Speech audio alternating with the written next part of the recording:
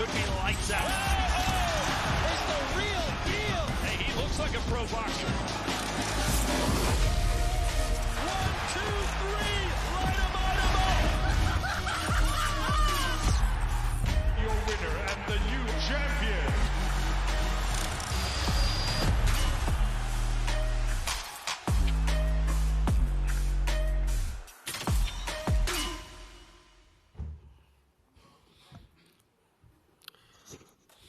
Good afternoon, everyone. Welcome to London, England, for the press conference for X004. Now, I'm joined up here today with our esteemed partners, DAZN, the CEO of North America, Joe Markowski, joins us, and of course, the undisputed king of crossover boxing, Mr. KSI. Yo. Now, it's been a wildly entertaining half a year for Misfits boxing. We've smashed records, viewing numbers, gone from our major kickoff event in the O2 in August with seeing the historic 2 fights in one night by the man to the right of me. We've then got on to Sheffield with X002, X003 in Austin, and now, as promised, the blockbuster on January 14th in Wembley Arena. Now, of course, we were all expecting to have both fighters here today. We were informed yesterday that Mr. Danis was unable to make his plane booked for him due to preferring to concentrate on training after having suffered a bout of influenza, we believe, and concentrate rather on the fight, which is in just under 1 month today. That being said, we are expecting him to join us on screen. He hasn't quite surfaced yet. I'm sure KSI will have some things to say about that in a minute. But moving on from or beginning with the corporate part of things, and let's say the takeover of the crossover world of boxing by Misfits in the last 6 months. We thank very much, of course, our partners at stake, and naturally the insanely incredible Prime Hydration, but also, of course, our exclusive global broadcast partners, and also a big mastermind behind the X series, Mr. Joe Markowski. Joe, thank you for joining us you made it from New York yesterday. Unfortunately, Dillon didn't quite get on your plane. I did. Planes were running from New York. They were, just checking just that. to confirm that. But yeah, thank you for having us. Good to be here with you and JJ. Listen, I think 3 years ago, DAZN was foundational in the elevation of crossover boxing to the level we're now at with KSI, Logan Paul 2. That event sort of whet our appetite hugely for this space. COVID was clearly a disruptive force on that, but we always wanted to get back into the space in a really meaningful way. I think that vision was shared by yourself and by JJ and by other leaders in the space. And so we are extremely excited to be delivering events of scale and consistently doing that with the X Series. We're truly very excited about it. It's one of the most exciting parts of our business globally. It's got true global interest. Clearly the US and the UK are our sort of foundational markets. But the ambitions we have, and I know they're shared with yourself and with JJ and with everyone at Misfits, is to take this thing global. We're tremendously excited about what we can do together in 2023 and beyond. But right at the start of the year, January the 14th, a major pay-per-view with huge interest, proper crossover event, obviously with the MMA crowd that follow Danis, and we're very excited to be the exclusive global broadcaster of that event, and going forward, very excited to be partnering with both yourself and JJ. So thank you. And I think when I look at the card here, I think one big success factor, unfortunately, our partner Mams Taylor is not with us here today, but is watching from the States. I look at this card, and we were just talking about a minute, JJ, ago. You've got names on there now as well, which for your subscriber base, but also for our fans, become regulars. So you've got the likes of Slim, Salt Pappy, Ryan Taylor returning, and you start to see the vision of where we will go on from 004 to 005 and far into the future, of building a sustainability and a consistency in a crazy space, but now a space that Misfits has occupied and controls. Yeah, for sure. And I think the breadth of who can fight and who can participate in X Series events is really anyone with a public profile. That's the beauty of it. I think we've brainstormed about where this could go. Is it politicians? Is it rappers? Is it actors? Is it YouTubers? I think it can be everyone. We want to make sure that the door is open for everyone. We want to do that on a global basis, as I say. But I think for the sports industry, what we are trying to do with the X Series is hugely innovative. I think it's really important because as the younger generations come into watching sport, obviously we want to engage them. We want them to be subscribers and customers of DAZN. The crossover of sport with new age celebrity, as I'll describe it, is super important, I think, to engaging that next generation of sports fans and for DAZN for making them customers of our wider business. So we're tremendously excited and very proud to be foundational partners in all of this. Thank you. And I would add to that, I also feel that we are doing something for the whole boxing space in terms of attracting those young eyeballs. And that leads me on, really, to the man on my right, the man who occupies the space at the very top of the castle, the man who, is so behind this movement and someone who has dedicated so much time into this sport already, but approaches it as a true professional. And how else can I introduce you? The king of the castle. Over to you, Mr. KSI. Yo, what's up? It's your boy KSI. Thank you, everyone, for coming. In terms of Dillon, Danis not being here at the moment, I think it's quite disappointing, disrespectful to me and everyone who's here, expecting him to show up. But it's definitely not something I haven't seen before. Same thing happened with Alex Wasabi. We were meant to fight, and he obviously flaked. And I don't know. Maybe it's my presence. Maybe it's just me in general. Like, I'm just so much of a scary guy. But I can understand that. I'm a person that I'm very disciplined. I'm very focused, and if you look at my resume, I don't lose too many times. So, I think for Dillon, that's probably seeping in. And I know he's undefeated himself, but I think looking at me in the eyes, even when we saw each other in Texas, I could tell, it was all a facade. Like, he had to pretend that he's bigger and stronger than he actually is. And it kind of shows, like, him not being here shows how little he really is, how small his mindset really is. And, he says, I'm not a real fighter, but, I'm always here. I'm always ready.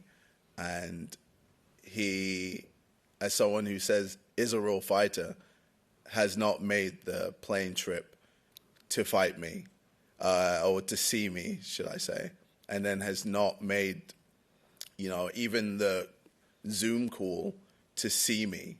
He is terrified. He's petrified of me. And it's disappointing. It's disappointing. But, either way, like, when I do see him in the ring, he'll understand that all the frustration and anger I have for him for, disrespecting me in this way will show January 14th. I'm a guy that whenever I am focused and whenever I want something, I will get it, no matter what. And, if anything, this makes me want to train harder. It makes me want to do more than I already am doing.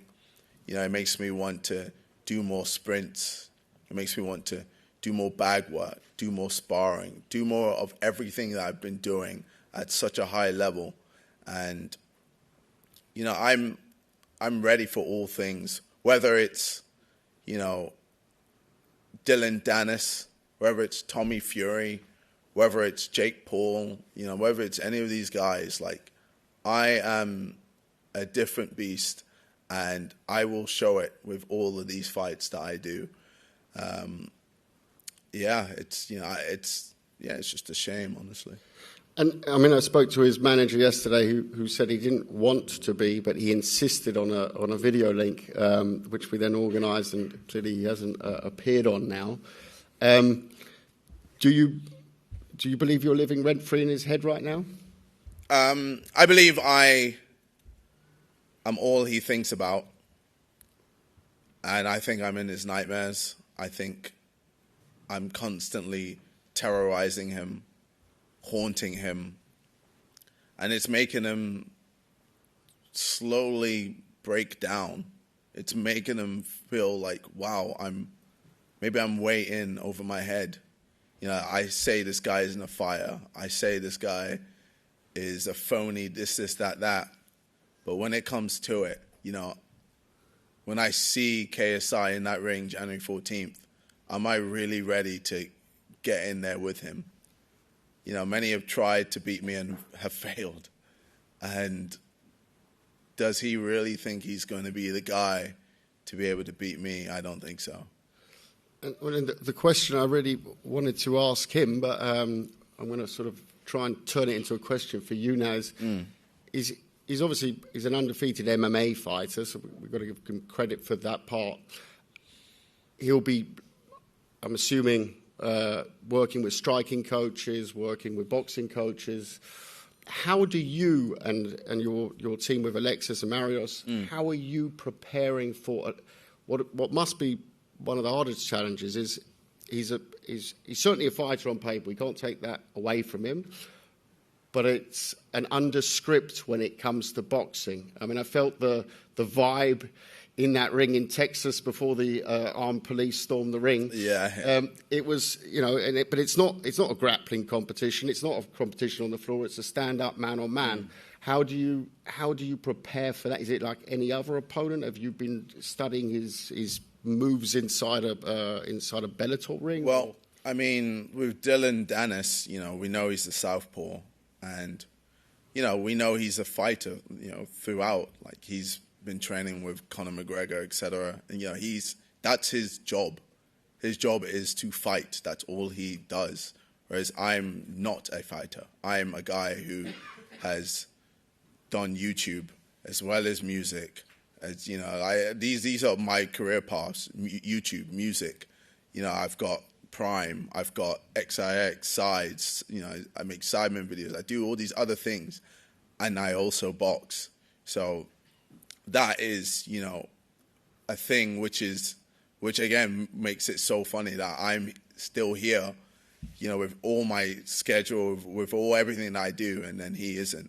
But yeah, with Dillon Danis, you know, we know with him an area that he thinks he's going to be advantageous is in the clinch. He thinks he probably can work away in the clinch and do certain moves in order for me to, you know, not know what I'm doing. And you know, he thinks he'll have a better inside game than me.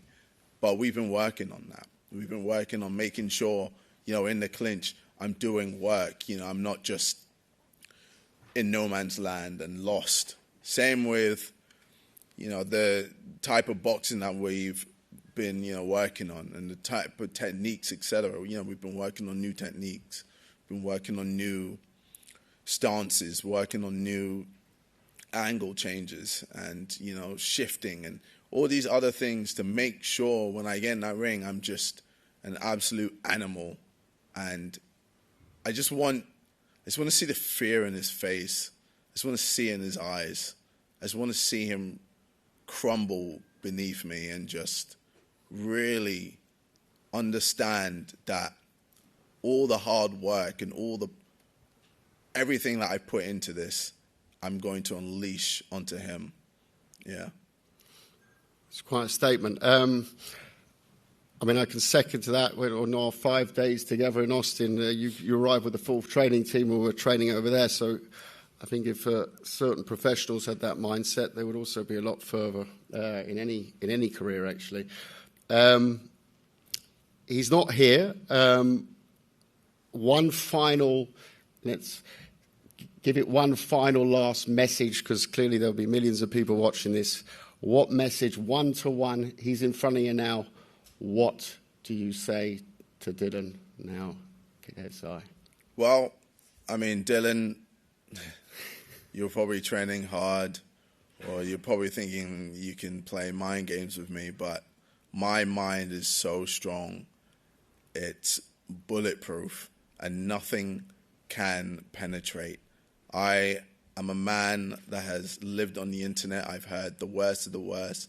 I've been through it all publicly, when it comes to, family situations, or when it comes to just life in general. A lot of it has been public, and I've had to go through all of that. So nothing you can do can break me. And when I get in that ring, I'm going to break you mentally and physically. And I don't want you to be able to ever say to anyone ever again that you are a fighter. I want the whole world to know that you're a piece of shit and you're getting fucked up. I think that's a very clear statement. On that note, let's head to the floor for some questions. Mm-hmm.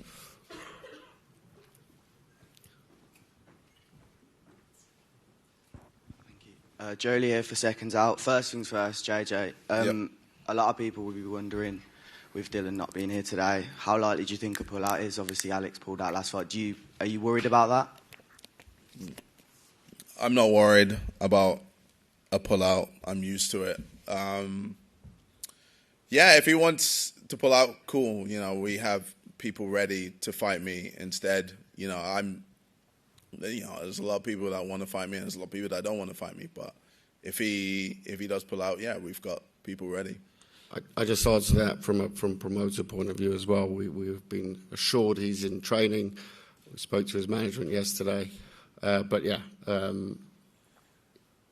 We are ready for everything. In this space, you have to be ready for everything, like you do in real boxing. I think I introduced the substitute system into the World Boxing Super Series, and we will have exactly the same setup here. They know that, but I do, there's obviously a lot of money at stake as well. It's a big fight, and I would be surprised if there's a change of heart, given what they've told us yesterday. So, no. One fight on the undercard as well. Anthony Taylor, Idris Virgo, surprised me. I really like that fight. Could you talk on that? I know you train with Idris at Shoot. Yeah, I train with Idris, and, he's working hard. He's working very hard. He's a good fighter. And he's training with the best of the best, and he's sparring, the top fighters. And I think this is hopefully going to be the first time we're going to see Anthony Taylor getting knocked out. I think it's a long time coming. He's a man that loves clout. His whole game is clout. Everything to do with Anthony Taylor is just clout. Even when he hit Dillon Danis, and he said he did it to stand up for me, but I saw right through it. I just know everything he does is for himself. He just cares about himself, and he cares about clout. So, I can't wait for Idris to really get in that ring and just show him the power of shoot fires. It's funny with Anthony Taylor. It's when you put with a series of events coming together, and you see them repeating, and it's developing its sort of own ecosystem. You see, wasn't Anthony Taylor, I think, a week before fighting on the streets of Dubai, and then a week later he was fighting on the streets of Austin in the car park. So you can see already the type of characters that you get. I'm not going to mention any names, but in classic boxing, I can think of a few that are quite similar to Anthony Taylor. So, we're hoping that the English boy does his business on Jan 14. Calla and Joe as well, you touched on kind of appealing maybe to traditional boxing fans when you mentioned actors and other people that could step into Misfits boxing. Do you have any plans on appealing to traditional boxing fans? I'll take that one. I think that the products are separate for a reason. I think there is going to be some crossover, but it's a separate sports vertical, in my opinion. It's targeting a different cohort of fans, a different sort of audience of fans. It skews younger. We've previously experimented with crossover boxing on traditional boxing cards. We were criticised for that. I understand why.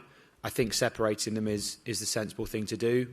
The beauty of X Series is we now have a dedicated set of partners and a dedicated partnership together that is focused specifically on this space, and I think that's the right play. It definitely doesn't dilute our investment in traditional boxing. We're the world's largest investor in traditional boxing. We have a global schedule of traditional boxing events, major pay-per-views. This is a separate product, and I think it appeals to a different set of fans primarily. There will be crossover, and we're obviously open to that. But it each exists in their own lane, and that's good for us. I'd just add to that, if you've got a new demographic signing up to DAZN, which has such a wide variety of boxing offerings, it's only natural that, and I actually remember one of JJ's posts right at the beginning when he was talking about the system, he said, oh, look, you can see this fight and that fight, and you were surprised yourself how much is on that platform.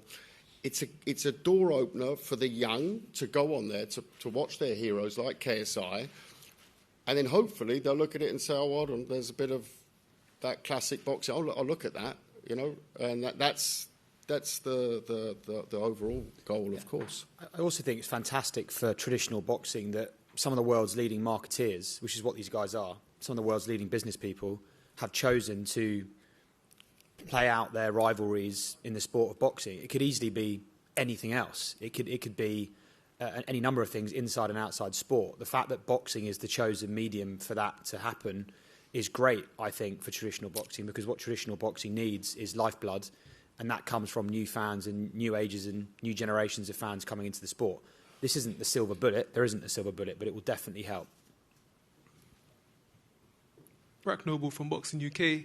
KSI, if you are to get past Dillon on the 14th of January, what are the possibilities we'll see yourself and Jake Paul headline at Wembley Stadium in 2023?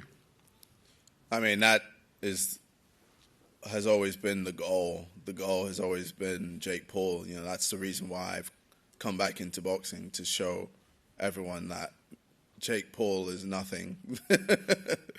But, yeah, it could be Wembley Stadium. It could be any stadium, you know, in the UK. It's going to happen. You know, we're negotiating at the moment, and, yeah, we're working on making sure it's one of the biggest fights of all time. And Kelly, you already peaked at millions of views for this whole Misfits venture. How much more can you grow this? How many more people can you expand to? How much more can you take this to? Well, I think that, you know, the beauty of it lies in consistency in whatever you do in sports programming. And if you look at now that, I remember our first press conference for the O2. I do a lot of press conferences every year, and I was so nervous because I didn't know anyone who was up there, really. Yeah, I was like asking Mams, asking JJ, like, well, tell me a bit about this one, that one. And now I look at a card, and that's all my notes. I don't do notes for press conferences. I've got the card up here, and I'm like, okay, that's a good fight. Oh, that's interesting. We were just discussing before. So I'm actually a great guinea pig, right? Because if you look at it, I can look and dissect this card. I can have a proper chat with you about this card now. Right? We don't need to do that. We can do that one-on-one. But what I'm saying is the more consistency, the future of this space, of Misfits, which provides a framework, a go-to place, a safe place to conduct your trade. That's what it is. It's not rocket science, what we're doing. We're just doing it in a serious way, in a very wacky and very entertainingly unserious world. Yeah, that's what it is. And, you know, the likes of Ryan Taylor, yeah, we know he is a tough, excuse the language, bastard, right? And we know he's going to bring it absolutely on to Swarms, who, you know, he came up against the best in this segment and you know, came up second best, obviously, on that night. But has he looked at that and adapted? And that's a very interesting fight for me. So the more we see it, the more the characters pop up. And those ones will be headlining events in the future. That's the beautiful thing about this. How's it going, JJ? How you doing, Fred?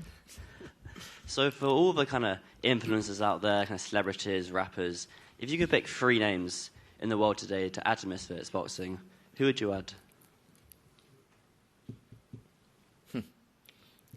I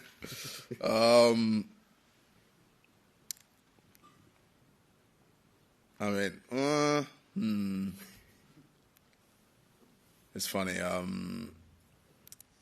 hope he doesn't get annoyed that I said this, but Wayne Rooney hit me up being like, "Oh, we should fight," and I said no. I just don't want to do that. I don't know if Wayne Rooney is down. Of course, he can. I think it'd be good to have him in the space. I know Wayne Bridge is another person that's been interested in the space. Rooney's a decent boxer. He used to box a bit. Rooney used to box a bit. Yeah. No, I do know. I think for me, I've just got certain goals in mind, and maybe after Jake, if I feel like I want to do something after Jake, but we'll see. But what's his name? Who's the other?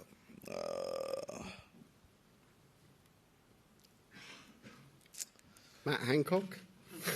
But I mean, to be honest, I did see him on. You said politicians. That's all. Yeah. Matt Hancock could. I mean, if he's down, I'll send him a letter.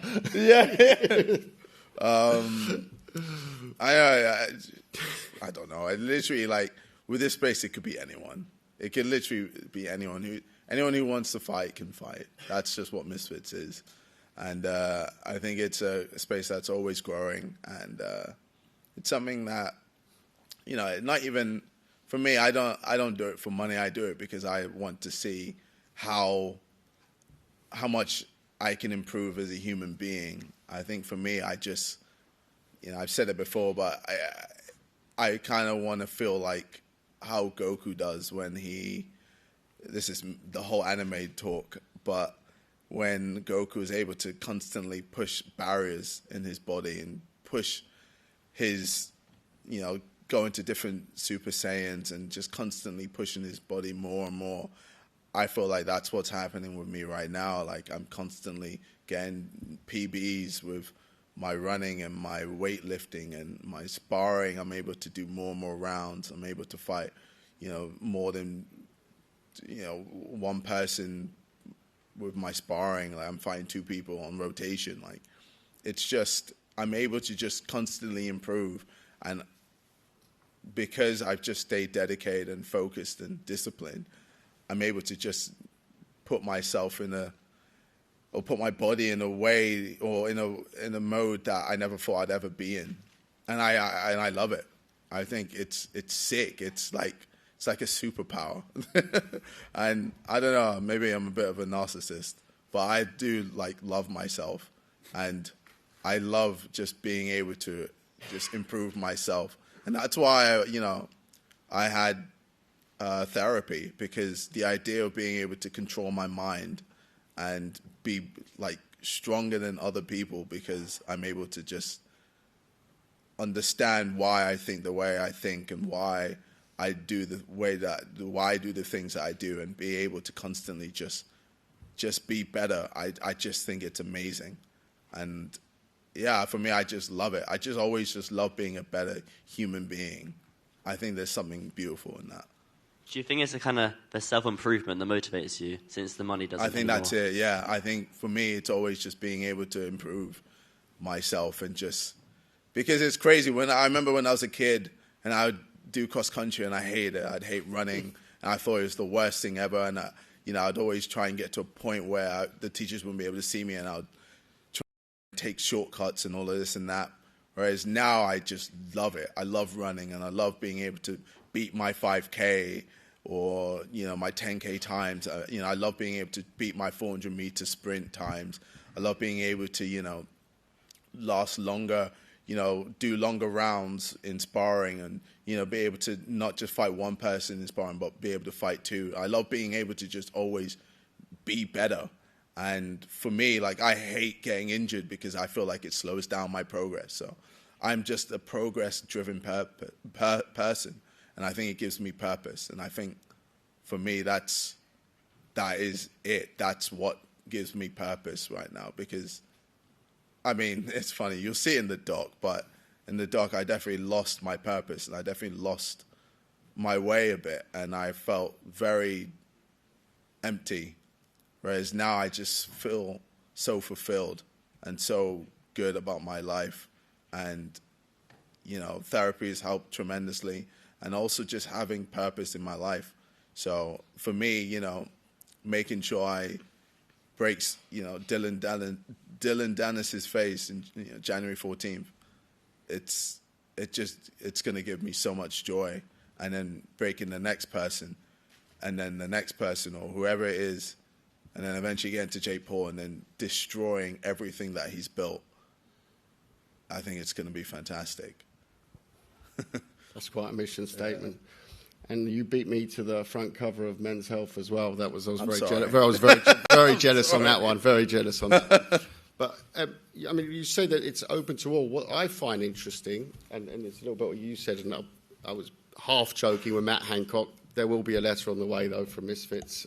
Offer coming over this afternoon, Mr. Hancock. Is what we have seen a couple of times is people who maybe haven't taken it as seriously as they should have and not coming back. I'm not going to say names, but if you're not dedicated in this sport, it's not mini golf. You know, like Joe said, it's great that this world has chosen boxing, but you don't play boxing. And the level that KSI has taken it to requires that dedication of a true pro to travel his schedule with his team of trainers, etc., etc. And that's really where you'll see whether a Salt Pappy's round in 2 years' time. I think he will be. I think he's an incredible talent, actually. He can really be built up to be something. But they will have to have that approach. The question is who has enough of that approach to challenge to the very top and to be there on for more than a show. You know, it's a nice place to get eyeballs, but it's a painful place to get eyeballs if you ain't taking it seriously. Good question. Next one. This is Connor on behalf of SCB. This is for JJ. Mm-hmm. What's your mindset and how are you feeling going into this fight? Mindset-wise, I'm just ready. Yeah, I'm ready and excited. You know, the hardest part of all my fights is the training. The training, you know, just constantly having to push my body in another sphere, just constantly having to. Because there's so many times where, you know, I'm sure everyone can, you know, agree with this, where you train and then there's that mental, that your mind just goes, just give up, or just stop, or just take a break.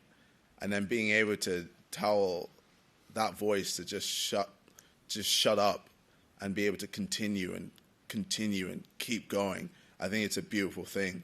And I've just done that several times. I've just broken past that barrier several times. And yeah, I'm just ready. I'm excited. You know, for me,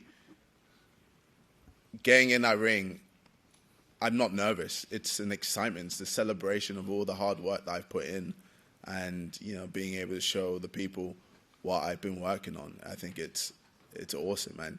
It's crazy because people are gonna see an even scarier KSI than they did against Logan or against the Swarms or Pineda. Like all of that. Like, I'm going to be even better than I was before.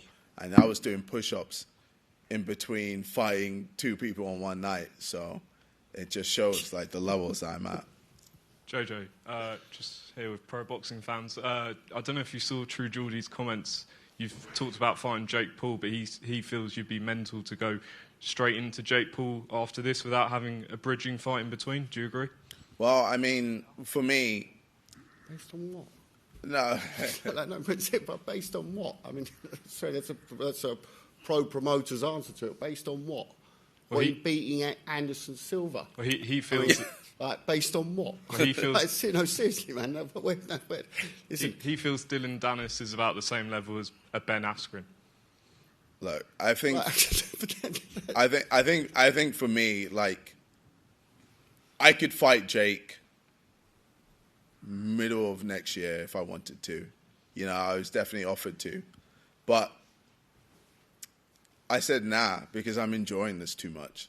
If I don't know if that's kind of weird. I'm just, you know, I didn't expect to just be so obsessed with being able to just improve so much. I think I'm just on a level where I'm able to just keep going and keep going and keep going way further than I thought. Like, it's crazy. I never thought I'd ever be able to get a 5K under 20 minutes. And now I've breezed past that. Now that's nothing. And to be able to just know that I could go further beyond, I think it's just sick. And I just don't really want to end it so quick because I know as soon as I fight Jake, it's done. Like, I have no intrigue or interest to do anything else boxing-wise. So I don't know why I'd want to end it so quickly. I kind of just, I'm enjoying the journey too much. Can I just ask, if Tommy Fury gets the Jake Paul fight before you, who do you think wins?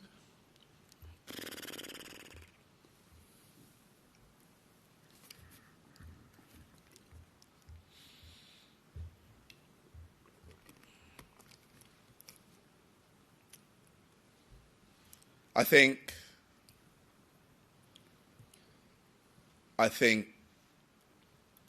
hate to say it, I think Jake will win it.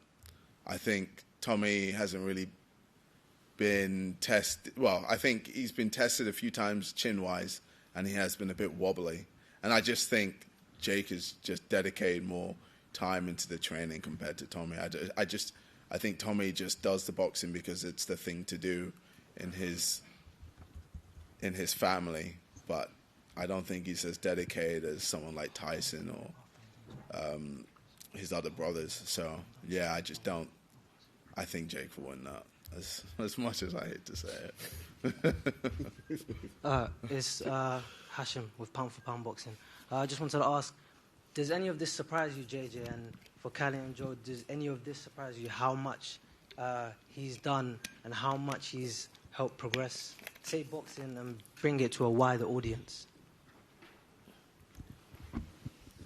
Doesn't surprise me because we've worked together for 3 or 4 years and I've known about his dedication. I've known about the leadership role he plays in this space and his love for the sport, his commitment to the promotion of it.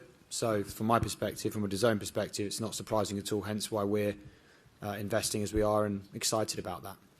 I mean, I'd add, you've got to remember that the man is a 2022 mega entrepreneur, I would call it, because it's a new breed of entrepreneurs.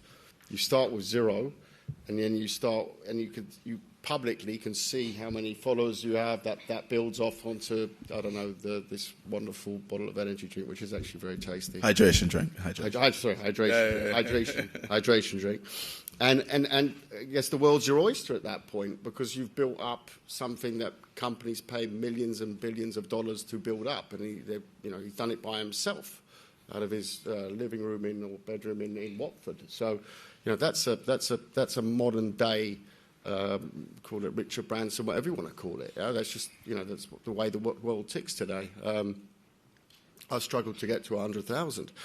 So I look at that part, and then I really have to scratch my head and work out what drives this man to go through hell and back, because he don't need the money, he don't need the fame. I don't know what, he must love this sport so much because it's not like they're doing it with 18-ounce gloves, and there's a set of rules to it. This is proper boxing fights. Yes, they are They are, in classic pro terms, at the beginning of a career, novice boxing, but it's pain. Yeah? So why put yourself through that? Why not focus on, I don't know, prime, the next prime, or whatever else it is? Well, like I said, it just gives me purpose, man. The whole strip back boxing, pro boxing. You do it for, you like the sport, you're talented at the sport, totally get that part. You do it for money, that's pro boxing, that's what it is. And you do it, some might do it for fame. But he's ticked every box, and so it's the only thing left is the love of the sport and enjoying it, which is sort of a bit wild, yeah. I know a lot people. I mean, I like to work. Well, I know, like set of weights. I know a lot of people box so that they can make enough money to not box, whereas I'm doing the opposite. Yeah. I'm not even like, I've got the money and I box because I just enjoy it. I just like I said, the idea of just developing myself and improving myself, I just think it's sick. And I like, with YouTube, with music, like I just love always improving. And I think that's, as humans, what we're just meant to do, always just improve. We make mistakes, but then we learn from those mistakes and get better at not making those mistakes again, and get better at just being a better person. So, yeah, I think it's just dope. Yeah, it's an incredible quality. Hi there, Joel from Media Spotlight UK, specifically for JJ. Yeah. We've seen with your mentality leading into this fight, you've been enjoying food for a little bit as well with the sides. What triggered all that in terms of this? Is this a way of taking jabs at Danis, and are we intensifying the training as we get closer to the fight? No, it was just a ploy. I was just trying to take the piss. I did it for about a week, and then I was just like, it's just not me. I can't do this. I'm a guy that, I have to, I have to train hard. I have to, do everything to the best of my abilities. I can't just not take it seriously. I thought I could try and do it for a little bit, and I was just like, it's just not me. So I just decided to be real and just do it proper and just, go back to how I normally am. Cool. And for Carol and Joe, when Misfits Boxing was first presented to you guys, what got to the trigger point of going like, yes, I'm going to invest in it, and obviously it's really, really successful at this point now? I think we're just scratching the surface, to be honest.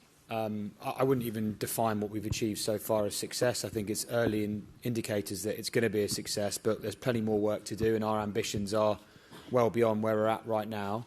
The primary attraction for us is audience. These guys move huge audiences, and the breadth of verticals in which they drive those audiences is incredible. Prime, YouTube videos, pay-per-view boxing. These guys are great marketeers, as I said. So a long-term partnership with them is what we want to build. We want to be, to Callum's point, a sustainable home of this space. We want it to evolve. We want the participants to evolve, the types of people that fight to evolve. We're proactively looking to develop that. So that's my point about scratching the surface. And ultimately, we think we can build a very successful business around all of this. As I say, the early indications are we're on the right path. But once we get through event 4, they'll be, stepping back and looking at the future and building what we do in 2023 and in 2024 onwards. So we think it's a really healthy, sustainable, long-term investment for our business, and that excites us. From my side, it was pretty much my last talk about JJ. That was the moment when we sat down and sat with Mams and JJ in a room, and it's about a long-term vision. It's not about promoting KSI versus Dillon Danis or KSI against Jake Paul. This is about creating a space in a very exciting area, and to making that space something that's there to last, built to last, and that's what Misfits is. It's not about KSI Danis. it's about the future. This is one event on a journey, and we've already seen how quick it's moved. We're already planning 005, 006, which will be in I think February, and in March will be also in the UK and the States. But we're looking at new territories as well. And the incredible thing is, from our side, we've found this amazing partner in DAZN, and but from the let's say the original crew of the Misfits, it's obviously JJ, it's Mams and my brother and myself. So everyone's on the same page, but we're all like in our own little worlds. So it somehow fuses together very naturally from day one, and it's especially Mams, he keeps you on your toes. Learned that it's actually 26 hours in a day and not 24. I've worked that one out since we started, but it's great fun, and we'll go from strength to strength. JJ, so one for you, but Calla and Joe, you can chip in, because I think it'd be great for business potentially. Lots of names mentioned in this room today, but one hasn't been mentioned. That's Andrew Tate. Would you be willing to fight him next, and would you put an offer in? I mean, of course, like, Andrew Tate is someone that says he'd fight anyone, and then when people come up to him with negotiations, he then goes, I need warm-up fights. I think he knows if he loses a fight with either me or Logan, etc., his whole career ends. His whole situation ends. He can't, be this top G anymore, because it just doesn't hold any weight anymore. So I think he's quite mindful of that fact. And, look, it's always a fight that everyone's, looking at. I'm looking at it. I would love to fight him, but, it's not as easy as you think. Well, Misfits perspective, one thing that really annoys me about this space, but then again it does that in classic boxing as well, is about when fighters say the contracts are out and, he's got it on the table, sign the contract, this, that and the other. If I put a job offer into someone in the room and I said, sign the contract, wouldn't you want to know what's in the contract? Like date, how much, etc. So in this world, it's bandied about a lot. I'll put a contract out to him. Well, you could put a contract out with $1 in it, and in the fight's tomorrow. Would you sign it? No. So it's a loosely worded term. Jake Paul loves that wording as well. I just think that if you want to fight, and you've got, Jake Paul's got a very good name. Andrew Tate seems to be quite famous as well.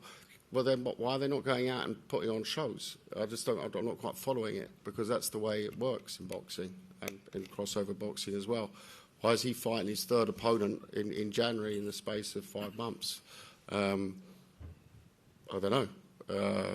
That seems to be a bit odd, the amount of pull-outs, the amount of this, that and the other. We had a pull-out 2 weeks before, and then he decided to fight 2 guys in one night. I still haven't got over the shock of that moment when he told me, but it seemed to work okay. The numbers, I think, we were very happy with, and he broke history. So, there's a lot of talk, and I guess that's where this space comes from. And, certain people seem to be better at it than others. That's from my side. Yeah, we want big fights. I think Andrew Tate versus JJ would be a big fight, but I think he's thinking about January the 14th, and Calla and I and the team will think about the business side of it going forward. Maybe it's in the future, we'll see. Okay, thank you very much, everyone, and wish you all a Merry Christmas. Thank you from Misfits. One last message for Dillon. Yeah, Dillon. I'm used to fighting real fighters. Yeah, I knock his ass out. Watch. You've unleashed the beast.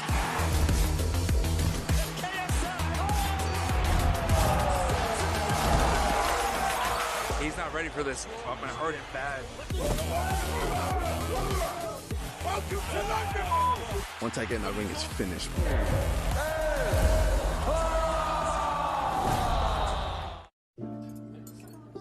There are some Christmas traditions we can't live without. And then there are new ones like... football. Wow. So this festive season... Give me football. Pass the salt, please. Oh, Jesus has put it on a plate for her.